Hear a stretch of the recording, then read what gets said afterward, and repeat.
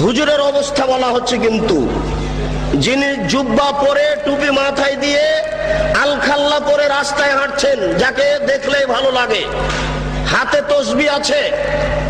একজন লোক জেনা করলে সরাসরি জাহান্নামে যাবে, এ কথা আল্লাহর নবী বলেননি।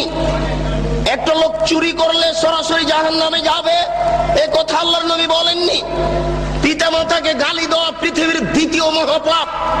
পিতা মাতার অবাধ্য চলা পৃথিবীর দ্বিতীয় মহাপাপ। এরপরেও যদি মানুষ পিতা মাতার অবাধ্য চলে, সরাসরি লোকটা জাহান্নামে যাবে, এ কথা আল্লাহর নবী বলেননি। আল্লাহর নবী প্রথম দুই বাক্য বলার পরে তৃতীয় বাক্য বলে আগের দুই বাক্য ঠেকিয়ে দিয়ে বলছেন, কেউ যদি আমার দিকে কোনো কথা ধাবিত করে, সেই কথা যদি আমার না হয়, তাহলে তার থাকার জায়গা জাহান্নাম। এবার আপনার সাথে আমার কথা, আপনি যেদিন ক্লাস 2-এ পড়েছিলেন, সেদিন একটা গল্প পড়েছিলেন। নবী যে রাস্তা দিয়ে হাঁটতেন, একজন বুড়ি সে রাস্তায় কাঁটা পুঁতে রাখতো। নবীর পায়ে কাঁটা ফুটলে বুড়ি খুশি হতো। একদিন দেখলেন নবী রাস্তায় কাঁটা নাই। তিনি ভাবলেন বুড়ির কিছু হয়েছে। তিনি বুড়ির বাড়ি গেলেন, দেখলেন সত্যিকারই অসুস্থ। তিনি পরিচর্যা করলেন, বুড়ি ভালো হয়ে গেল। ঘটনা যে মিথ্যে? জি না।